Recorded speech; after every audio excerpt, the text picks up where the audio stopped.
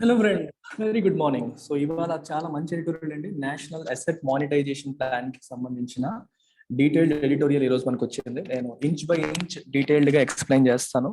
So దానికంటే ముందు ఒక చిన్న విషయం చూడండి. మన వెబ్సైట్ లో we have put in 2 demo courses. మీరు ఇలా డెమో అని సెర్చ్ లో కొడితే మీకు వస్తాయి. యూపీఎస్సీకి ఒకటి, బ్యాంక్ ఎస్ఎస్సి వాళ్ళకి సెపరేట్ 2 డెమో కోర్సెస్ అనేవి ఉన్నాయి.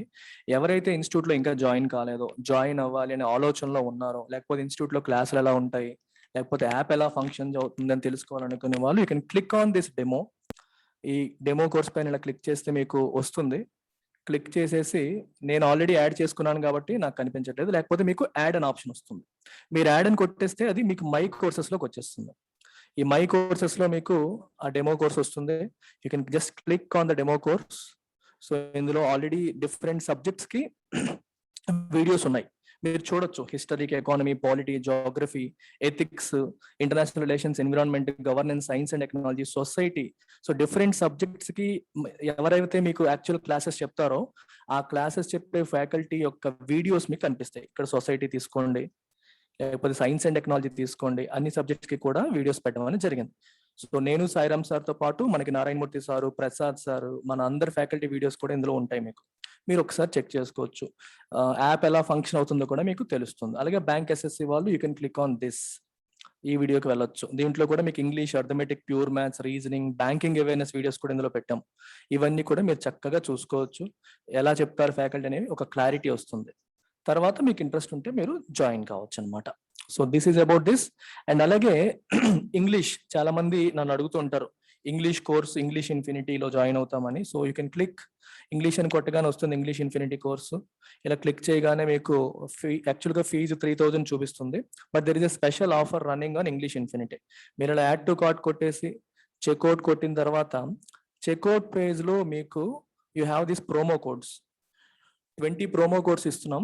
31st ఆగస్ట్ లోపు ఎవరైతే జాయిన్ అవుతారో వాళ్ళకి you can just click on apply here. మీకు ఇమీడియట్ గా 1000 రూపీస్ డిస్కౌంట్ అనేది వస్తుంది. ఇది 31st ఆగస్ట్ వరకు వ్యాలిడిటీ ఉంటుంది. అండ్ 20 మందికి మాత్రమే అవకాశం ఉంది. సో 20 అయిపోయాక మరి ఇంకా ఈ ప్రోమో కోడ్ అనేది పనిచేయదు, లేదా 31st ఆగస్ట్ వచ్చినా సరే ప్రోమో కోడ్ పనిచేయదు అనమాట. ఇది ఒకసారి మీరు చూసుకోండి. So let's get into our editorial now. So title of today's editorial, risks and rewards. So government ఏమో నేషనల్ అసెట్ మానిటైజేషన్ ప్లాన్ తో వస్తుంది. సో ఈ ప్లాన్ ని ముందుకు తీసుకెళ్లడంలో ఎటువంటి రిస్కులు ఉన్నాయి, ఎటువంటి రివార్డ్స్ ఉన్నాయి, వీటి గురించి డిస్కషన్ చేస్తూ ఎడిటోరియల్ అనేది సాగింది. ఎందుకంటే ఏ యాక్టివిటీ తీసుకున్నా సరే there are certain risk involved. రిస్కులు ఉంటాయి. At the same time there are certain rewards also, benefits కూడా ఉంటాయి. రిస్కులు ఏంటి, రివార్డ్స్ ఏంటి అనే విషయాన్ని విశదీకరిస్తూ ఈ ఎడిటోరియల్ అనేది సాగుతుంది. So this is full of jargon, full of subject ఉంటుంది, బాగా నేర్చుకోవాలి. సో అటెన్షన్ పే చేస్తూ వినండి. The asset monetisation push needs careful calibration to evade future hazards. So దీని అర్థం ఏంటో ఒకసారి చూద్దాం. ఫస్ట్ థింగ్ వచ్చేసి మీకు asset monetisation push. First asset అంటే అర్థం ఏంటి? అసెట్ అంటే మీనింగ్ ఆస్తి, ఎనీథింగ్ దట్ జనరేట్స్ ఇన్కమ్. మనకి ఇన్కమ్ జనరేట్ చేసే కెపాసిటీ ఉన్నదాన్ని మనం అసెట్ అంటాం. అని భూమి అమ్మితే మనకి ఇన్కమ్ వస్తుంది. ఫిక్స్డ్ డిపాజిట్ చేసాం, సో అది కూడా మనకి అసెట్, దాని నుంచి ఆదాయం వస్తుంది. కాబట్టి బ్యాంక్ వాడికి అనుకోండి, బ్యాంక్ వాడు లోన్ ఇచ్చాడు అనుకోండి, లోన్ బ్యాంక్ వాడికి అసెట్, ఎందుకంటే లోన్ ఇచ్చినందుకు తిరిగి వడ్డీతో సహా బ్యాంక్ తిరిగి వస్తుంది. Anything that generates income, anything that gives money is asset.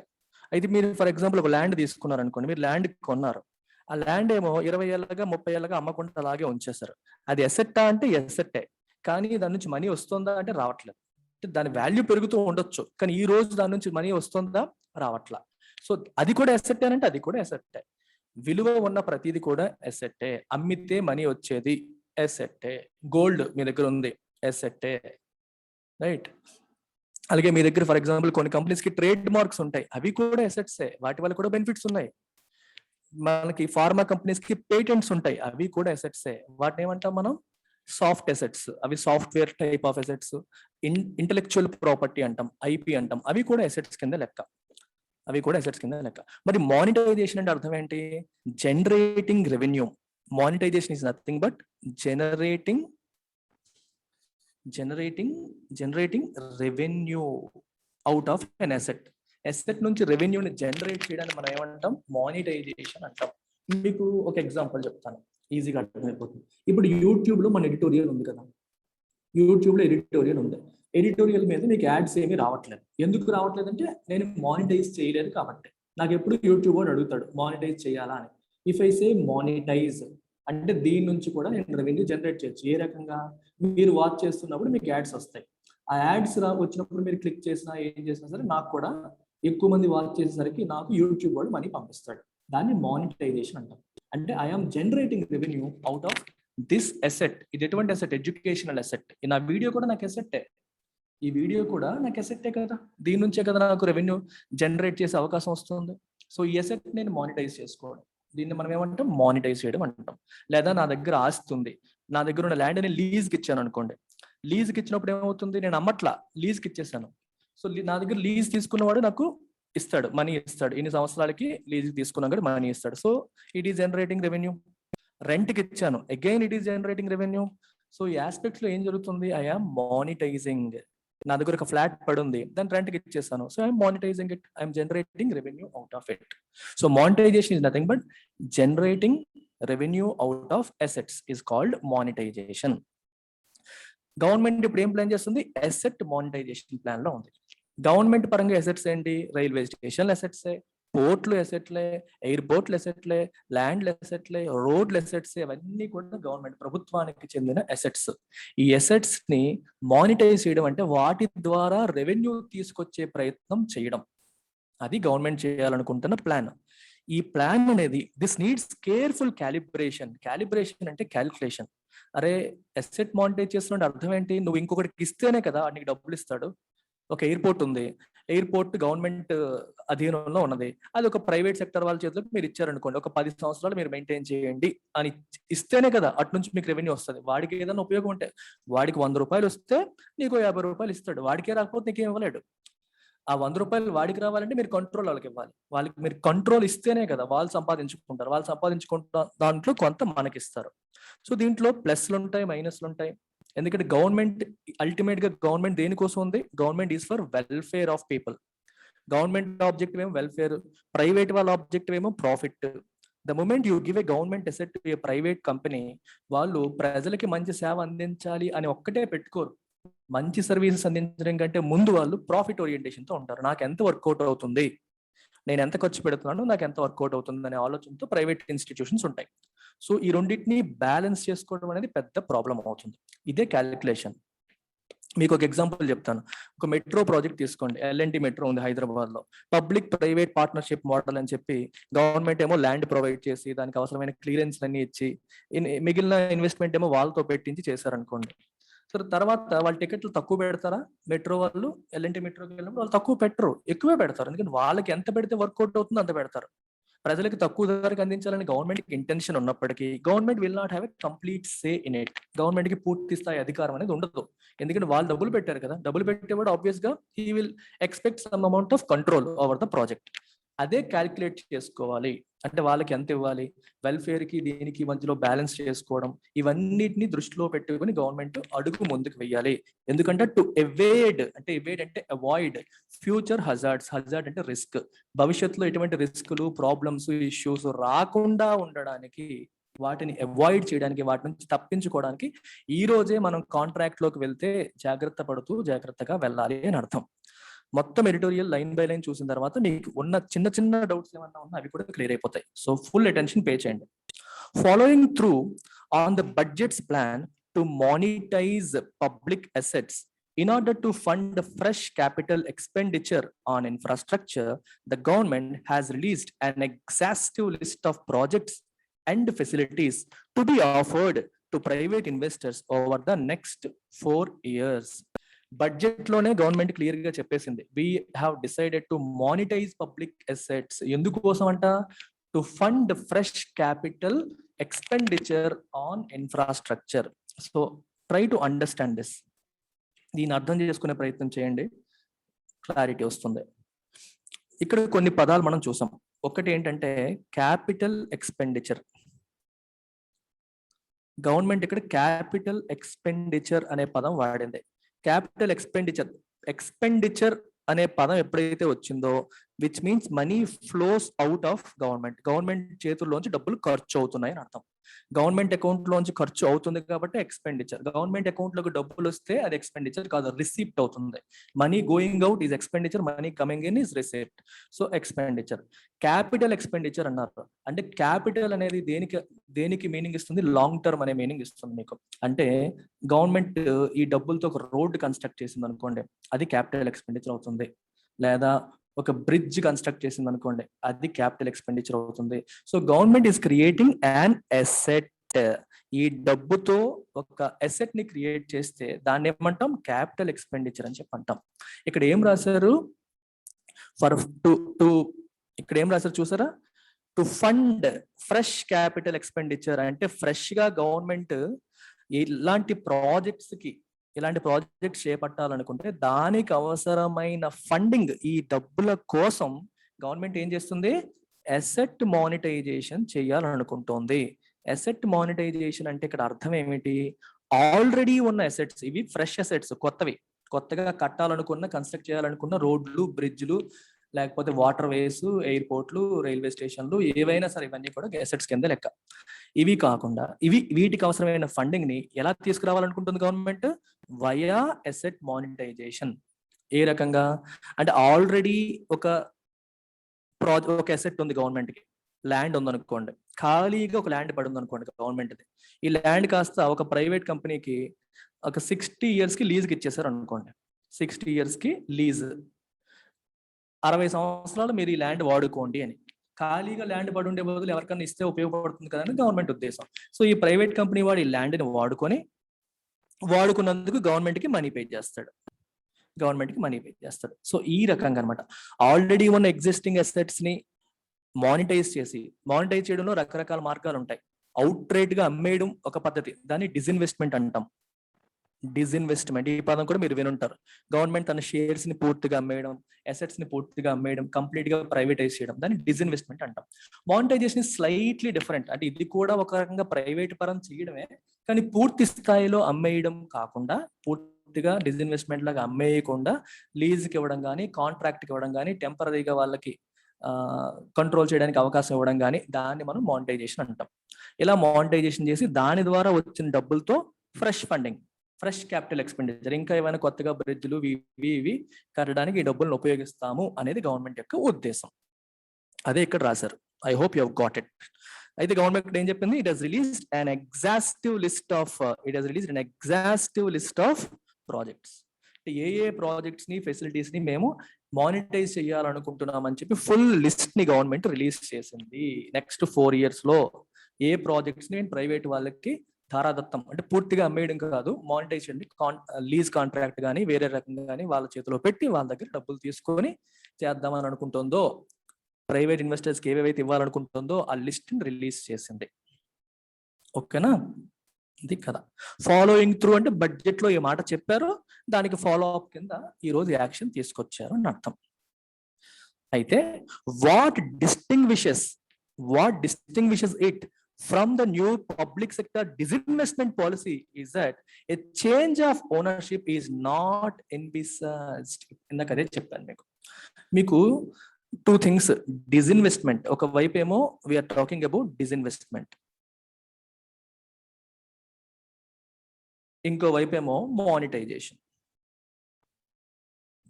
అంటే గవర్నమెంట్ యొక్క ఉద్దేశంలో డిస్ఇన్వెస్ట్మెంట్ చేసినప్పుడు you are selling. So ownership అనేది మారిపోతుంది. ఓనర్షిప్ అనేది గవర్నమెంట్ నుంచి ప్రైవేట్కి మారిపోతుంది, గవర్నమెంట్ నుంచి ప్రైవేట్కి వెళ్ళిపోతుంది. వెన్ యూఆర్ సెల్లింగ్ సంథింగ్, అది నీ చేతిలో ఉండదు. ఇంకా గవర్నమెంట్ తన షేర్స్ అమ్మేసింది అనుకోండి, ఓనర్ నువ్వు అవ్వవు కదా, వేరే వాళ్ళు ఓనర్ అయిపోతారు. ఇది డిస్ఇన్వెస్ట్మెంట్ కదా. మరి మానిటైజేషన్ లో ఏమవుతుంది? You are not selling anything, you are getting in to a contract with a private company. Private investor తో నువ్వు కాంట్రాక్ట్కి వెళ్తావు. రైల్వే స్టేషన్ ఉందనుకోండి, రైల్వే స్టేషన్ ఒక ప్రైవేట్ వాళ్ళకి నువ్వు ఇచ్చేస్తావు. మీరు తీసుకోండి, మీకు ఒక 10 ఏళ్ళు ఇస్తాం లేదా 20 ఏళ్ళు ఇస్తాం, మీరు కన్స్ట్రక్షన్ చేయండి, ఇన్ఫ్రాస్ట్రక్చర్ డెవలప్ చేయండి, ఫెసిలిటీస్ ఇంప్రూవ్ చేయండి, మీరు ఖర్చు పెట్టండి. రైల్వే స్టేషన్ నుంచి మీకు వచ్చే ఆదాయం మనకి ప్లాట్ఫామ్ టికెట్లు కావచ్చు, వేరేవి కావచ్చు, అక్కడ రకరకాల షాప్ వాళ్ళు పెట్టుకుంటారు, వాళ్ళు మనకి స్టేషన్ పే చేస్తారు. ఇలా వచ్చిన ఆదాయంలో కొంత షేర్ మీరు తీసుకుంటారు. ఈ రకంగా మన దగ్గర ఉన్న అసెట్స్ ని ప్రైవేట్ వాళ్ళకి ఇచ్చి వాళ్ళకి ఫెసిలిటీస్ ఇంప్రూవ్ చేయమని చెప్పి వచ్చిన ఆదాయంలో కొంత గవర్నమెంట్ తీసుకొని కొంత వాళ్ళు తీసుకోవడం, లేదా మొత్తం వాళ్ళే తీసుకొని స్టార్టింగ్ లోనే ఎక్కువ అమౌంట్ గవర్నమెంట్ తీసుకోవడం, ఈ రకంగా చేసేదాన్ని మనం ఏమంటాం, మానిటైజేషన్ అంటాం. దీంట్లో కంప్లీట్ సేల్ ఉండదు, ఓనర్షిప్ ఉండదు, ఎప్పటికీ ఇది ఎవరిది అంటే గవర్నమెంట్దే. ఎవరు మెయింటైన్ చేస్తున్నారంటే ఇంకోళ్ళు మెయింటైన్ చేస్తున్నారు. గవర్నమెంట్ మెయింటైన్ చేయట్లేదు, ప్రైవేట్ వాళ్ళు మెయింటైన్ చేస్తున్నారు అని అర్థం అనమాట. ఇది దీని యొక్క కథ. ఈజ్ నాట్ ఎన్విసేజ్డ్ అంటే ఈ చేంజ్ ఆఫ్ ఓనర్షిప్ ని వీళ్ళు విజువలైజ్ చేయడం. ఎన్విసేజ్ అంటే ఫ్యూచర్ లో ఇలా జరగబోతోంది అని మనం ఊహించడాన్ని, విజువలైజ్ చేయడాన్ని, ఇమాజిన్ చేయడాన్ని ఎన్విసేజ్ అంటాం. So government is not planning for any change of ownership. అంటే we're not planning to sell, we're only planning to hand over control. Hand over చేస్తాము, ఓనర్షిప్ నా దగ్గరే ఉంటుంది.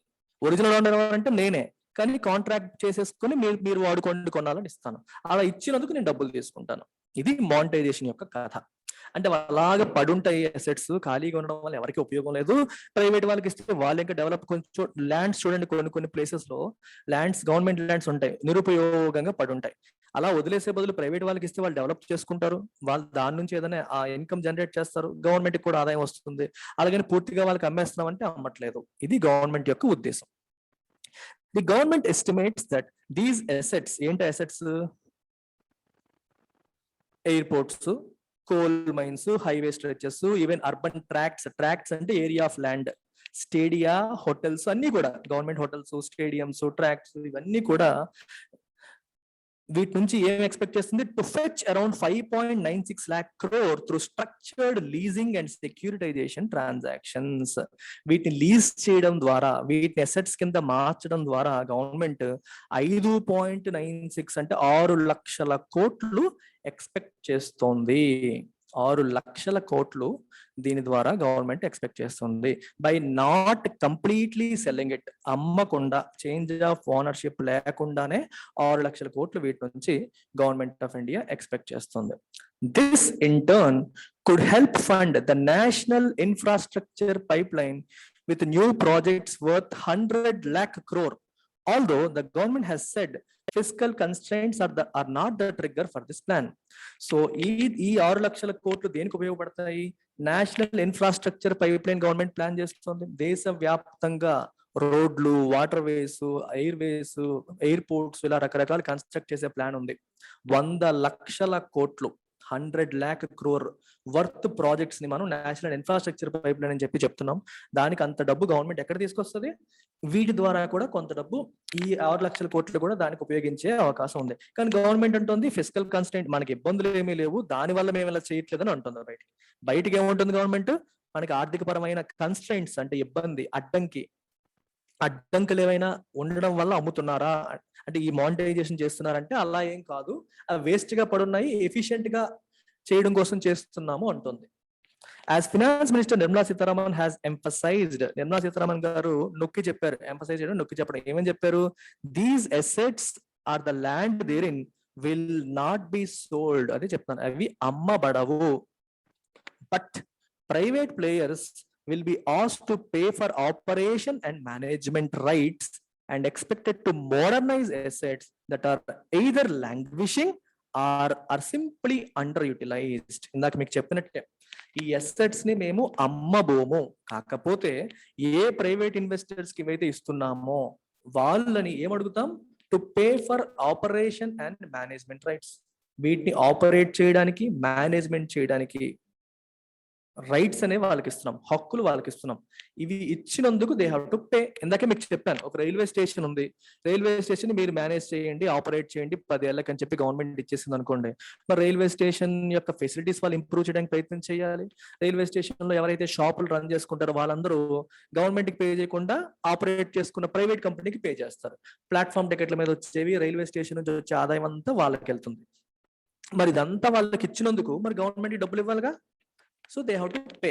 అయితే వచ్చే ఇన్కమ్ లో కొంత పోర్షన్ ఇవ్వడమా, లేకపోతే స్టార్టింగ్ లో ఎక్కువ అమౌంట్ ఇచ్చేసి తర్వాత కొన్నాళ్ళు వాళ్ళు వాడుకోవడం అనేది వాళ్ళ కాంట్రాక్ట్ బట్టి ఉంటుంది. దీన్ని మానిటైజేషన్ అంటాం. రైల్వే స్టేషన్ ఎవరిది అంటే గవర్నమెంట్దే అంటారు, కానీ మెయింటైన్ చేస్తుంది ఎవరంటే ప్రైవేట్ కంపెనీ మెయింటైన్ చేస్తారు. ఇది మీకు ఎగ్జాంపుల్. సో దీనివల్ల ఏమంటే ప్రైవేట్ సెక్టర్ సీన్లోకి దిగిన తర్వాత వాళ్ళు సర్వీసెస్ ఇంప్రూవ్ చేయడానికి ట్రై చేస్తారు. సర్వీసెస్ ఇంప్రూవ్ చేసి రేట్లు పెంచేస్తారు. ప్లాట్ఫామ్ టికెట్ రేట్లు పెరుగుతాయి, అక్కడ లోపల ఉన్న ఏవైనా వస్తువులు ఫెసిలిటీస్ పెరుగుతాయి, ఫెసిలిటీస్ తగ్గట్టుగా ధరలు సర్వీసెస్ యొక్క కాస్ట్ కూడా పెరుగుతుంది. ఇది ప్రైవేట్ సెక్టర్ వచ్చినప్పుడు ఎప్పుడు కూడా మనకి బెటర్ క్వాలిటీ వస్తుంది. బెటర్ క్వాలిటీతో పాటు బెటర్ ఎక్కువ అమౌంట్ కూడా పే చేయాల్సి ఉంటుంది. అలాగే ఇంకొన్ని ఏంటి, లాంగ్విషింగ్, అసలు వాడకం లేకుండా పాడైపోతూ ఉంటాయి, వాటిని మనం లాంగ్విషింగ్ అంటాం. ఇంకా అండర్ యూటిలైజ్డ్, పూర్తిగా యూటిలైజేషన్ లేకుండా, గవర్నమెంట్ అసెట్, గవర్నమెంట్ ల్యాండే చెప్పాను, బాగా వాడకుండా కొన్ని సంవత్సరాలుగా లాగా పశువులు పక్షులు అన్ని మొత్తం కంపు అయిపోయి చెత్త అయిపోతుంది. అది ఎటువంటి యూటిలైజేషన్ లేకుండా ఎవరికి ఉపయోగం లేకుండా పడి ఉంది. దాన్ని మనం ఏమంటాం, లాంగ్విషింగ్ అంటాం. అలాంటి వాటిని కూడా ప్రైవేట్ వాళ్ళకి ఇవ్వడం ద్వారా వాళ్ళు దాన్ని డెవలప్ చేస్తారు. They will generate revenue out of it అనేది ఇక్కడ ఉద్దేశం. అర్థమైందా? దాని నుంచి రెవెన్యూ జనరేట్ చేస్తారు. రెవెన్యూ జనరేట్ చేయడం వల్ల అందరికీ ఉపయోగమే, ఎవరికి నష్టం ఉండదు. ప్రభుత్వానికి మంచిదే, ప్రైవేట్ వాళ్ళకి మంచిదే, అండ్ ప్రజలకు కూడా మంచిదే. ఎందుకంటే ఇలా జనరేట్ చేసిన డబ్బులతో గవర్నమెంట్ ఫ్రెష్ ఇన్వెస్ట్మెంట్స్ చేస్తుంది కదా, ఫ్రెష్ గా క్యాపిటల్ ఎక్స్పెండిచర్ పెడుతుంది, రోడ్లు కడుతుంది, బిల్డింగ్లు కడుతుంది, ప్రజలకు ఉపయోగపడే ఎన్నో వాటిని తయారు చేస్తుంది. సో లాంగ్వేజింగ్ అంటే something that is failing to make any progress, అలాగా ఉండిపోయింది, గ్రోత్ లేకుండా ఏం లేకుండా ఉండిపోయిన దాన్ని, ఉపయోగం లేకుండా ఉండిపోయిందని లాంగ్వేజింగ్ అంటాం. ఆర్ అండర్ యూటిలైజ్డ్ అంటే ఉపయోగపడాల్సినందుకు ఉపయోగపడనివి కూడా ప్రైవేట్ వాళ్ళకి ఇద్దామనేది దీని ఉద్దేశం. An infrastructure investment trust structure has already been used this year by the Power Grid Corporation to raise funds against its transmission lines network and could be used for highways, gas pipelines, railway tracks, including the dedicated freight corridor. So దీనికి అదేంటో చూడండి, infrastructure investment trust, ఇది కూడా recent గా వచ్చిన కథ. So దీని సంగతి ఒకసారి చూసేద్దాం. Infrastructure investment trust. ఇప్పుడు పవర్ గ్రిడ్ కంపెనీ ఉంది కదా, ఈ power grid company they have a huge project, transmission lines project ఉంది అనుకోండి. అది ఎలక్ట్రికల్ కంపెనీ కాబట్టి ట్రాన్స్మిషన్ లైన్స్ ప్రాజెక్ట్ ఉంది. సో ఈ ప్రాజెక్ట్ నుంచి it will have flow of money అనేది వస్తూ ఉంటుంది. అంటే ఎవరెవరైతే వీళ్ళ సర్వీసెస్ తీసుకుంటారో వాళ్ళు మనీ పే చేస్తూ ఉంటారు. అయితే ఈ ప్రాజెక్ట్ కన్స్ట్రక్ట్ చేయడానికి దీనికి చాలా ఖర్చు అయి ఉంటుంది పవర్ గ్రిడ్ కి. అలాగే ఒక రోడ్డు ఏదైనా కంపెనీ, ఎల్ఎన్టీ తీసుకోండి, రోడ్డు ప్రాజెక్ట్ తీసుకున్నారు అనుకోండి, మొత్తం ఈ రోడ్ ప్రాజెక్ట్ కంప్లీట్ అవ్వడానికి లెటర్స్ 10 years అయ్యింది అనుకోండి. It's a complete road project. రోడ్ల ద్వారా ఉపయోగం ఏంటి, టోల్ గేట్స్ పెట్టి టోల్ మనీ కంపెనీకి వస్తుంది, ఎల్ఎన్టీ కంపెనీకి టోల్ మనీ అనేది ఆదాయం కింద వస్తుంది. ఇలాంటి ప్రాజెక్ట్స్ ఉంటాయి. ఇవి బాగా ఎక్కువ ఎక్స్పెండిచర్ ఉన్న, క్యాపిటల్ ఎక్స్పెండిచర్ ఉన్న లాంగ్ టర్మ్ ప్రాజెక్ట్స్. ఇలాంటి వాటికి విపరీతమైన ఫండింగ్ అవసరం, చాలా ఎక్కువగా ఖర్చు పెట్టాల్సి వస్తుంది, డబ్బులు అంత ఈజీగా రావుగా, చాలా ఎక్కువ ఫండింగ్ అనేది అవసరం. సో పవర్ గ్రిడ్ ఏం చేసిందంటే తనకు ఆల్రెడీ ఉన్న ట్రాన్స్మిషన్ లైన్స్ నుంచి ఇన్ఫ్రాస్ట్రక్చర్ ఇన్వెస్ట్మెంట్ ట్రస్ట్ అని చెప్పి పెట్టింది, INVIT. ఈ ట్రస్ట్ పెట్టి ఈ ప్రాజెక్ట్ ఏదైతే ఉందో దానికి వాల్యుయేషన్ వేస్తారు. ఈ ప్రాజెక్ట్ యొక్క total value let us say 100 crores అనుకోండి. ఇది ఎక్స్టర్నల్ వాల్యుయేషన్ చేసే కంపెనీస్ ఏమైనా వచ్చి ఈ ప్రాజెక్ట్ యొక్క టోటల్ వర్త్ ఎంత అని క్యాల్కులేట్ చేస్తే 100 crores వేసారు అనుకోండి. సో 25% ఓనర్షిప్ ఏమో వీళ్ళే ఉంచుకుంటారు, ఎవరు, పవర్ గ్రిడ్ వాళ్ళే ఉంచుకుంటారు. Remaining 75% they can sell. అంటే ప్రెసెంట్ వాల్యుయేషన్ ప్రకారం 100 crores ఉంటే 25 crores వాళ్ళు పెట్టుకొని రిమైనింగ్ 75 crores వాళ్ళు అమ్మవచ్చు. సో ఈ 75 crores ఎవరైనా సరే కొనుక్కోవచ్చు. ఒక మ్యూచువల్ ఫండ్ కొనుక్కోవచ్చు, మనలాంటి ఇన్వెస్టర్స్ కొనుక్కోవచ్చు, మనలాంటి వ్యక్తులు కొనుక్కోవచ్చు. Anybody can buy. So any investor can purchase this remaining 75% portion. మనం కొన్నందుకు మనం 10% వాటా కొన్నాం అనుకోండి, 10% షేర్స్ మనకు వస్తాయి. 20% వాటా కొంటే 20% షేర్స్ మనకు వస్తాయి. మనం ఎంత పెట్టి అంత. దీనికి 1 lakh ఎంతో మినిమం పెట్టారు, మినిమం 1 lakh పెట్టాలని చెప్పి ఏదో రూల్ పెట్టినట్టుగా ఉన్నారు. మినిమం 1 lakh పెడితే 1 lakh తగ్గట్టుగా మనకి ఎంత అయితే అంత వచ్చేస్తాయి, అలాట్ అయిపోతాయి. మనకేంటి సార్ ఉపయోగం అని మీరు అడగొచ్చు. ఇప్పుడు ఈ ట్రాన్స్మిషన్ లైన్స్ నుంచి వీళ్ళకి రెవెన్యూ వస్తుందిగా ఇయర్ ఆన్ ఇయర్. వీళ్ళు ఎవరికైతే పవర్ గ్రిడ్ వాళ్ళు ఈ సర్వీసెస్ అందిస్తున్నారో, వీళ్ళు ఎవరికైతే వీళ్ళు ఎలక్ట్రిసిటీ ఇస్తున్నారో వాళ్ళు వీళ్ళకి రెవెన్యూ పే చేస్తారు. మరి మీకు ఫ్యూచర్ లో వచ్చే 100 రూపాయల రెవెన్యూ వచ్చింది అనుకోండి, ఎగ్జాంపుల్ చెప్తున్నాను. 100 రూపాయల రెవెన్యూ వచ్చినప్పుడు 25% వాటా ఉన్న కంపెనీకి 25 రూపాయలు వచ్చినట్టు, 75% వాటా ఉన్న కంపెనీకి 75 రూపాయలు వచ్చినట్టు. అంతేనా? అంతేనా కాదా? ఇంతకు ముందు మొత్తం పవర్ గ్రిడ్ వాడిదే, సో వచ్చిన రెవెన్యూ అంతా వాడిదే. కానీ వాడు ఇప్పుడు ఏం చేశాడు? అమ్మేశాడు, షేర్స్ కింద అమ్మేశాడు వాటిని. ఎప్పుడైతే షేర్స్ కింద అమ్మేశాడో వాడు వాటా తగ్గిపోయింది. 25% మినిమం మెయింటైన్ చేయాలని చెప్పారు. రిమైనింగ్ అంతా బయట వాళ్ళకి అమ్మేశారు. సో బయట వాళ్ళు అమ్మేయడం వల్ల పవర్ గ్రిడ్కి ఏంటి ఉపయోగం? 75 కోట్లు వచ్చిందిగా. 100 కోట్ల వర్త్ ప్రాజెక్ట్ మొత్తం వాడిదే ఉండేది, ఇప్పుడు 75 కోట్లు అన్లాక్ అయింది. ఈ 75 కోట్లతో వాడికి ఏమైనా అప్పులు ఉంటే అప్పులు తీర్చేసుకోవచ్చు, లేదా కొత్త ప్రాజెక్ట్స్ లో ఇన్వెస్ట్ చేయొచ్చు. అర్థమైందా? కొత్త ప్రాజెక్ట్ల వాళ్ళు ఇన్వెస్ట్ చేసే అవకాశం కూడా ఉంటుందన్నమాట. ఈ రకంగా ఎగ్జిస్టింగ్ ఇన్ఫ్రాని పవర్ గ్రిడ్ ఏం చేసింది? మానిటైజ్ చేసింది. ఆల్రెడీ ఉన్న ఇన్ఫ్రాస్ట్రక్చర్ వాటాను అమ్మేసింది. అమ్మేసి వచ్చిన డబ్బులతో అప్పులైనా తీర్చేసుకుంటది, లేదా కొత్త ప్రాజెక్ట్స్ లో ఇన్వెస్ట్ చేస్తుంది. ఇదే పద్ధతి పవర్ గ్రిడ్ చేసింది. ఇప్పుడు గవర్నమెంట్ ఆఫ్ ఇండియా కూడా ఇదే చేయబోతుంది. గవర్నమెంట్ ఆఫ్ ఇండియా కూడా తన దగ్గర అయితే పవర్ గ్రిడ్ ఏం చేసిందంటే అమ్మేసింది. అర్థమవుతుంది మీకు? పవర్ గ్రిడ్ తన వాటాను అమ్మింది. వాటాను అమ్మడం ద్వారా ఇలా చేస్తుంది. కానీ గవర్నమెంట్ చేసింది అమ్మకం కాదు. అమ్మకం కాకుండా లీజ్కి ఇవ్వడం కానీ, కాంట్రాక్ట్ చేసుకోవడం కానీ, ఇది గవర్నమెంట్ చేస్తున్న పని. సో ఇన్ఫ్రాస్ట్రక్చర్ ఇన్వెస్ట్మెంట్ ట్రస్ట్, దానికి ఒక స్పాన్సర్ కంపెనీ ఉంటుంది. స్పాన్సర్ కంపెనీయే మెయిన్ ఓనర్. 25% మినిమం వాళ్ళ దగ్గర ఉంచాలి, రిమైనింగ్ వాళ్ళు అమ్మవచ్చు, ప్రైవేట్ ఇన్వెస్టర్స్ కి అమ్మవచ్చు. దిస్ ఈస్ హౌ దిస్ ఈ ప్రాజెక్ట్ INPIT ప్రాజెక్ట్ అనేది పనిచేస్తుంది. Infrastructure investment trust. It cells a certain portion of it's project worth to private investors. Private investors కి అమ్మేస్తారు. ఎట్ ద సేమ్ టైం ఆ project నుంచి వచ్చే revenue కూడా నువ్వు వాళ్ళకి షేర్ చేయాలి. డివిడెండ్ ఇచ్చావు అనుకో, నువ్వు 25% తీసుకుంటావు, వాళ్ళకి 75% ఇస్తావు, ఎవరెవరైతే కొనుక్కున్నారో వాళ్ళందరికీ. ఇది దీని యొక్క కథ. సో ఈ మనీని could be used for highways, gas pipe lines, railway tracks, ఇంకేదన్నా డెడికేటెడ్ ఫ్రీట్ కారిడార్. ఫ్రీట్ అంటే ఒక ఎక్కువ అమౌంట్ ఆఫ్ గుడ్స్ ఉంటాయి చూడండి, బల్క్ ట్రాన్స్పోర్ట్ చేసే గుడ్స్ మనం ఫ్రీట్ అంటాం. అంటే రైల్వే గుడ్స్ ట్రైన్ లో పంపించేవి కానీ, లేకపోతే మనకి ఎయిర్పోర్ట్ షిప్పుల్లో పంపించే వాటిని ఫ్రీట్ అంటారు. అంటే 1-2 ఐటమ్స్ పంపిస్తే ఫ్రీట్ అనం. బల్క్ అనమాట, బల్క్ ట్రాన్స్పోర్ట్ చేసే గుడ్స్ ని ఫ్రీట్ అంటాం. కారిడార్ అంటే ఆ ఫ్రీట్ కోసమే ఒక కారిడార్, ఒక రైల్వే ట్రాక్ మీరు బిల్డ్ చేశారు అనుకోండి, this is only for freight goods కి మాత్రమే. మన ప్యాసింజర్ ట్రైన్స్ ఇక్కడ వెళ్ళకూడదు, అది ఫ్రీట్, డెడికేటెడ్ ఫ్రీట్ కారిడార్, వాళ్ళ కోసం మాత్రమే అన్నట్టు. For ports, mining, railway stations, concession agreements laying out the contours of PPP are proposed. చూడండి, చాలా important word, concession agreement. Concession agreement అంటే అర్థం ఏంటి? PPP అంటే అర్థం ఏంటి? PPP అంటే public private partnership. Public private partnership. Best example is Hyderabad L&T metro. Hyderabad లో ఉన్న L&T మెట్రో మీకు బెస్ట్ ఎగ్జాంపుల్ దానికి. పబ్లిక్ ప్రైవేట్ పార్ట్నర్షిప్ అంటే ఏదన్నా ఒక ప్రాజెక్ట్ లో గవర్నమెంట్ మరియు ప్రైవేట్ సెక్టర్ కలిపి పనిచేయడం. గవర్నమెంట్ వచ్చేసి ల్యాండ్ ప్రొవైడ్ చేయడం కానీ, పర్మిషన్స్ ప్రొవైడ్ చేయడం కానీ, ఇలాంటివి. ప్రైవేట్ సెక్టర్ ఏమో కన్స్ట్రక్షన్ చేయడం, బిల్డ్ చేయడం, వాళ్ళ సొంత డబ్బులతో చేయడం.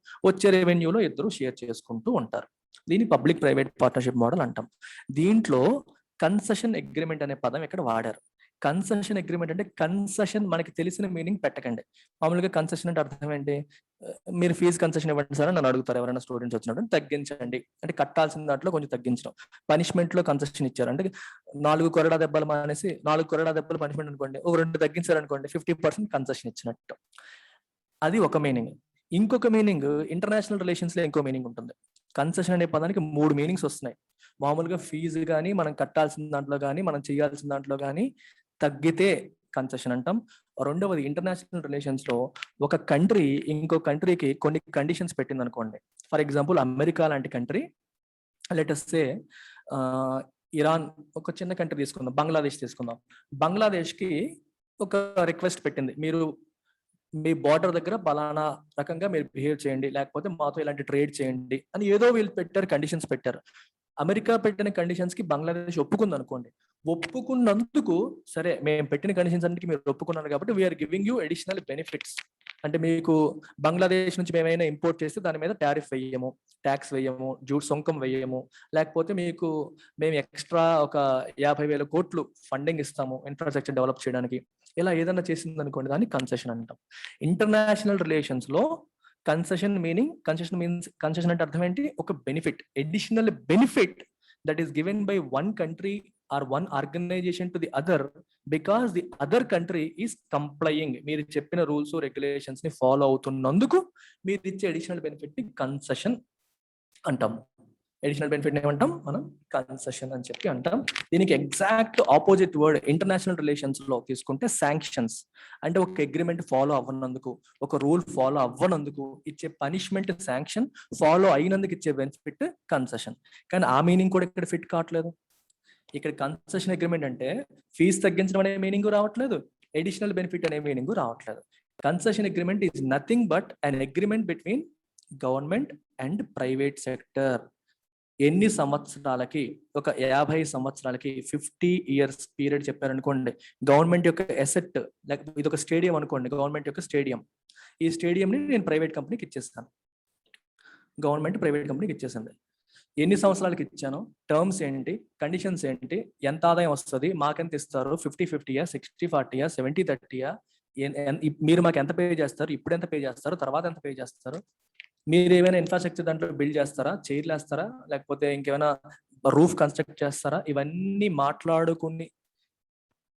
మాట్లాడుకున్న తర్వాత కదా గవర్నమెంట్ హ్యాండ్ ఓవర్ చేస్తుంది. ఈ మాట్లాడుకునేదంతా అగ్రిమెంట్ లో రాస్తారు. ఆ అగ్రిమెంట్ ని కన్సెషన్ అగ్రిమెంట్ అంటాం. ఎన్ని సంవత్సరాలకి ఇది రాశారు అనే పీరియడే కన్సెషన్ పీరియడ్. 60 సంవత్సరాల కోసం అగ్రిమెంట్ చేశారనుకోండి, that will be concession period అంతా 60 సంవత్సరాలు అనమాట. ఇక్కడ కన్సెషన్ అంటే ఇంతకు ముందు చెప్పిన 2 మీనింగ్స్ కాదు. ఎన్ని సంవత్సరాలకి, what are the terms and conditions. Concession agreement contains the period as well as other terms and conditions between government and the private party. ఈ పబ్లిక్ ప్రైవేట్ పార్ట్నర్షిప్ మోడల్లో గవర్నమెంట్ కి ప్రైవేట్ వాళ్ళకి జరిగే అగ్రిమెంట్ నే concession agreement అంటాము. Contours అంటే boundaries. అంటే ఏంటి కండిషన్స్, ఏంటి బౌండరీస్, మీరు ఎంతవరకు దీన్ని ఉపయోగించవచ్చు, ఎన్ని సంవత్సరాలు ఉపయోగించవచ్చు, ఏ పనులు చేయొచ్చు, ఏ పనులు చేయకూడదు, దాన్ని బౌండరీస్ ఫిక్స్ చేస్తారు. నువ్వు ఒక అసెట్ వాళ్ళకి ఇచ్చేసావు. ఇప్పుడు ఒక ఆయన నీకు ఇల్లు రెంట్కి ఇచ్చాడు.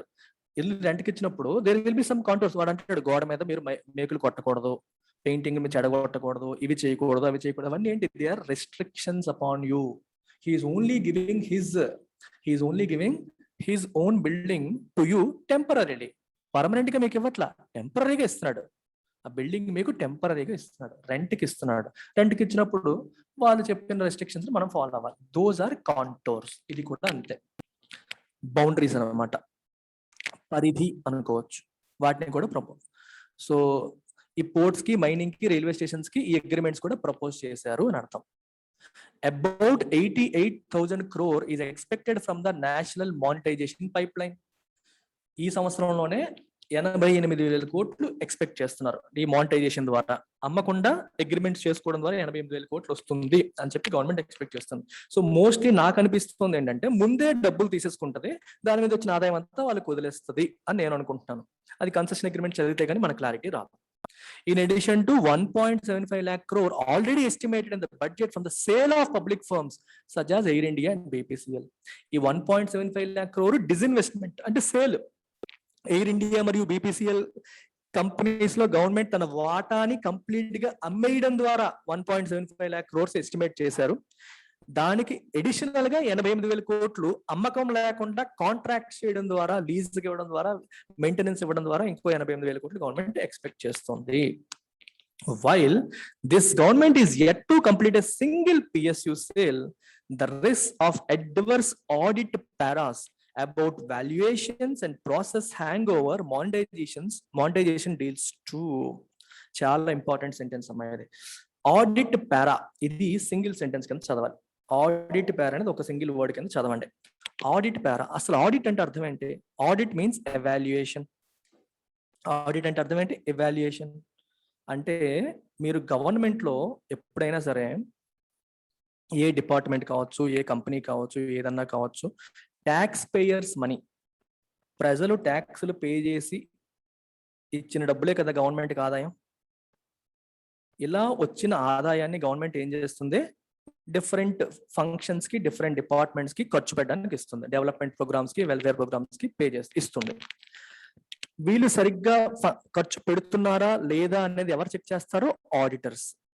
ఒకటి డిపార్ట్మెంట్ లెవెల్లో ఆడిట్ జరుగుతుంది, రెండవది external audit, CAG, comptroller and auditor general. ఇది కూడా మన గవర్నమెంట్ ఆర్గనైజేషన్, వీళ్ళు కూడా ఆడిట్ చేస్తారు.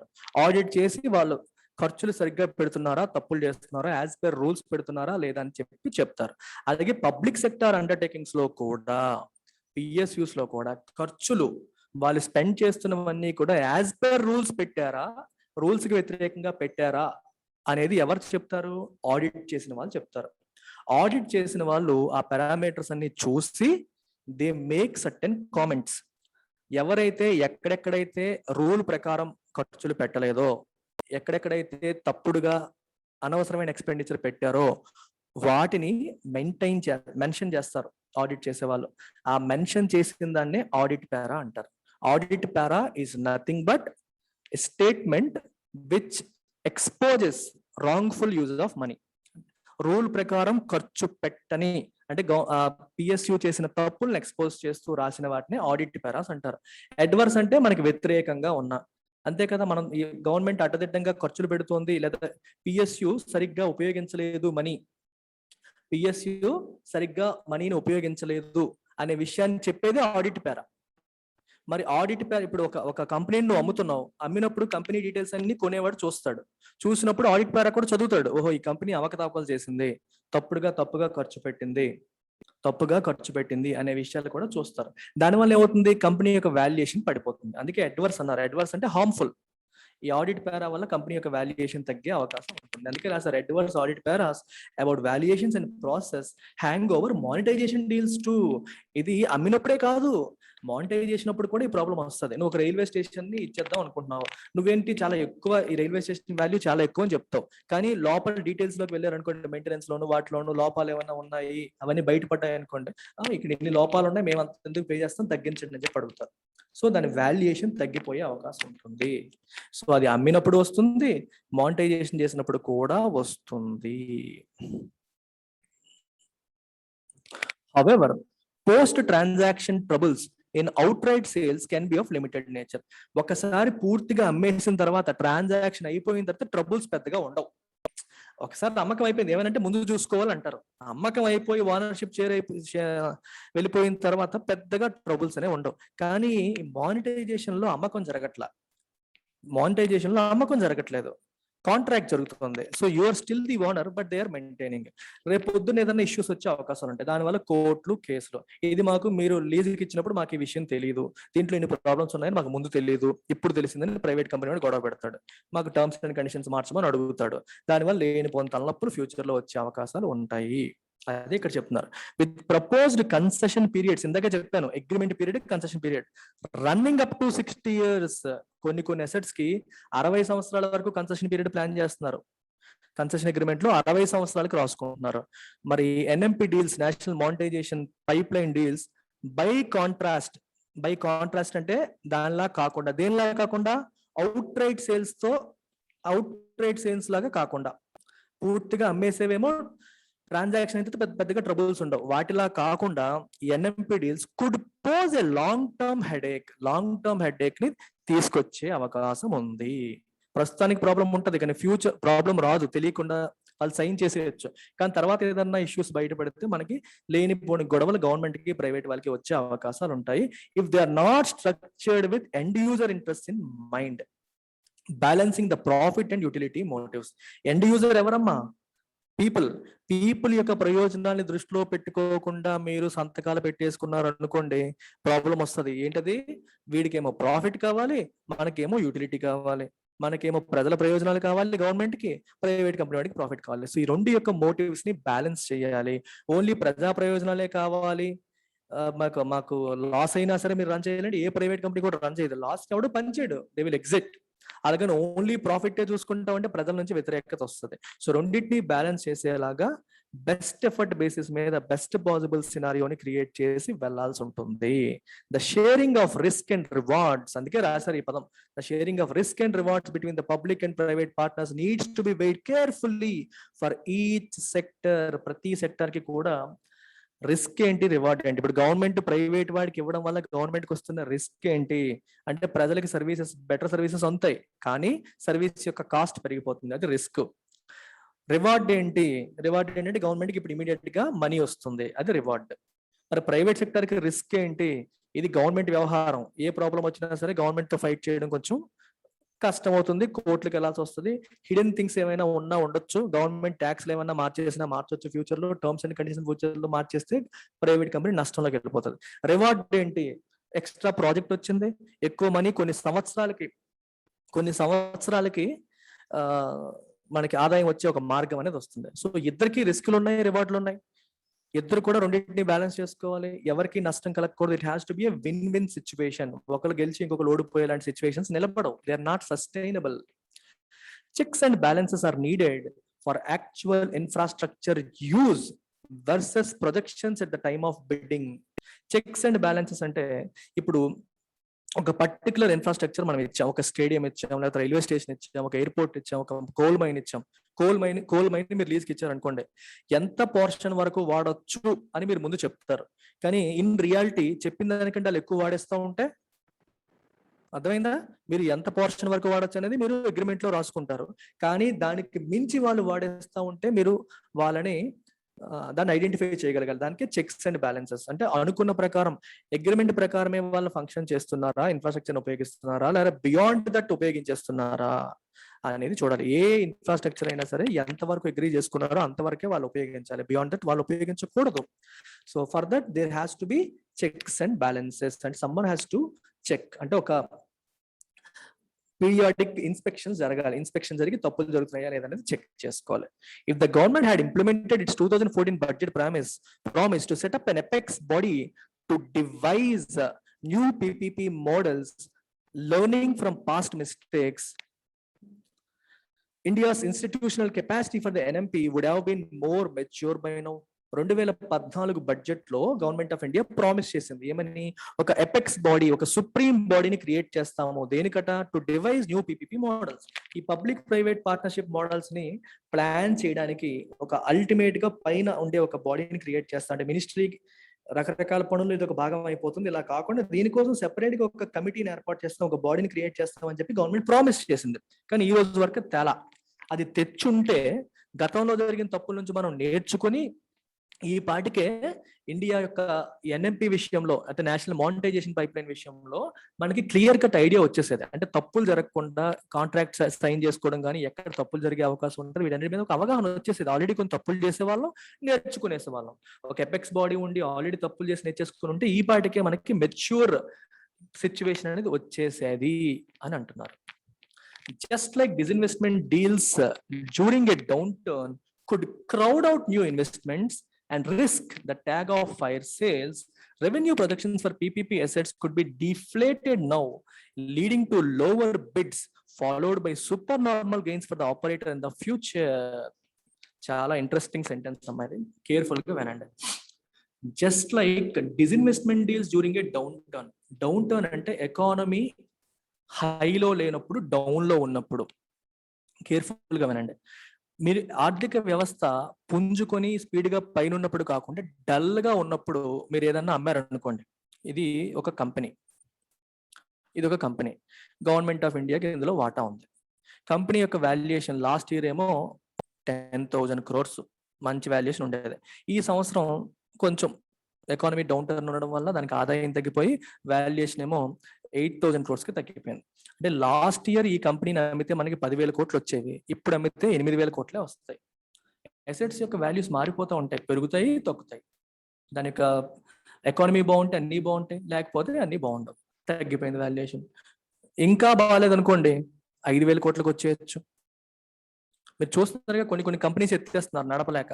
మీరు కొన్ని స్కూల్స్ చూడండి, ఒక ప్రైవేట్ స్కూల్కి సంబంధించిన ఓనర్స్ ఇద్దరు సూసైడ్ చేసుకున్నారు. ఒకప్పుడు మంచిగా రెవెన్యూ తీసుకొచ్చే స్కూలే, కానీ కోవిడ్ వల్ల, లాక్డౌన్ వల్ల మూసేసి ఆదాయం లేక తిరిగి అప్పులు పాలైపోయి నెగిటివ్ లోకి వెళ్ళిపోయింది. So it can happen with any company, any organisation.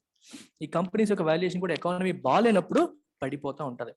ఇలా పడిపోయినప్పుడు మీరు అమ్మారు అనుకోండి, ఇక్కడ రెండు పదాలు రాశారు, చాలా ఇంట్రెస్టింగ్ వర్డ్స్ ఇవి, మీరు అటెన్షన్ పే చేయండి. 2 కీవర్డ్స్ ఏంటి? డిస్ఇన్వెస్ట్మెంట్ ఒకటి, రెండోది క్రౌడ్ అవుట్, డౌన్ టర్న్, ఇంకా ఫైర్ సేల్స్. 4 పదాలు ఉన్నాయి.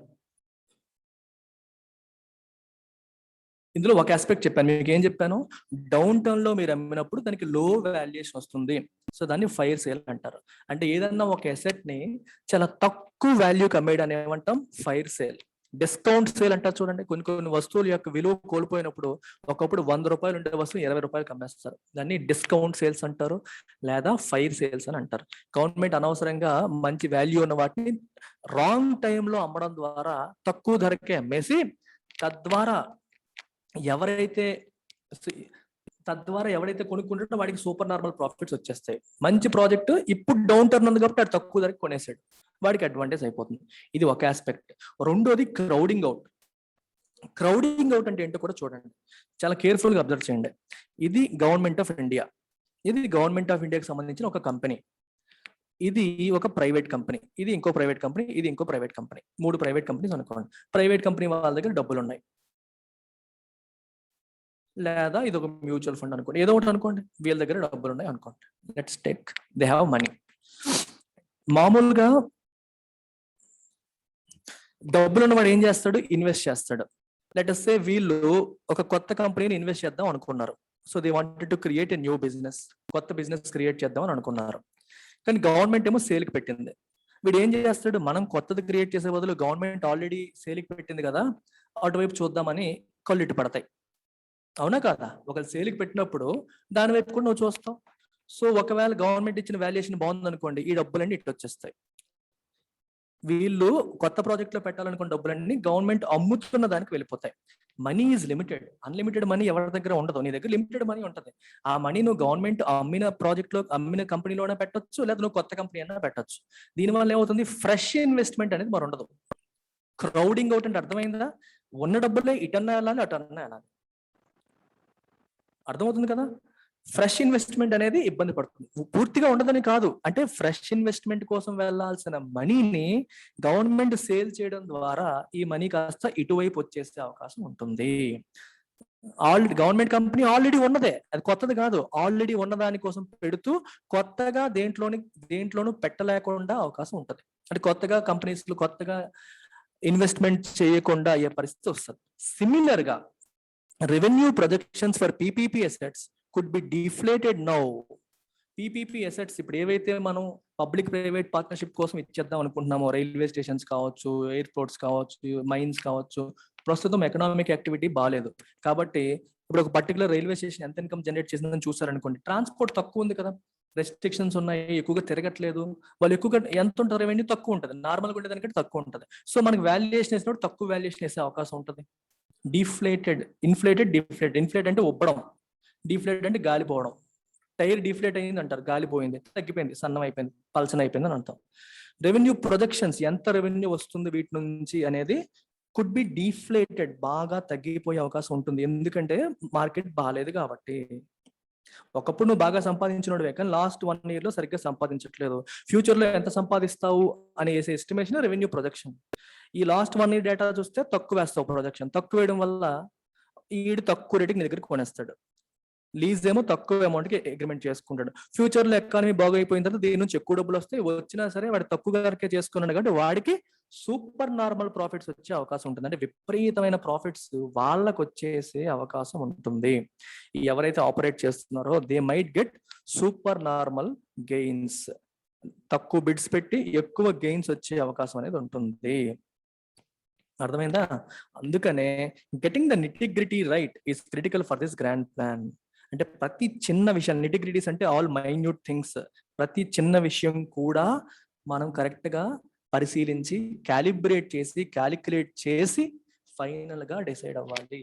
ప్రతి మోస్ట్ ఇంపార్టెంట్ ఆస్పెక్ట్స్ అనమాట నిటిగ్రిటీ అంటే. ప్రతి ఒక్క ఆస్పెక్ట్ ని కూడా మనం స్టడీ చేసి ఈ ప్లాన్ ని లాంచ్ చేయాలి అని అర్థం. I hope you have understood.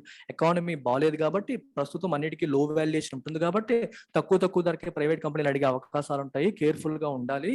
Future లో 2019 వరకు బాగా ఉన్నాయి, 20లో ఎవరు బాగాలేరు. 20ని 21st దృష్టిలో పెట్టుకుంటే దీని వాల్యుయేషన్ తగ్గిపోద్ది. ఆ లెక్క ప్రకారం వెళ్ళిపోతే మనం గవర్నమెంట్ లాస్ అయిపోతుంది. ఆ విషయాన్ని కూడా దృష్టిలో పెట్టుకోవాలి అని చెప్తున్నారు. సో అల్టిమేట్ గా సమ్మరీ ఏంటి అంటే, government is planning to monetize its assets.